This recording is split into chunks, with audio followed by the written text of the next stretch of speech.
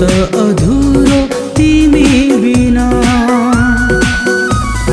तिमी छोरा पो हाँसेकी छु म, तिमी छेउरा पो बाँचेको छु म।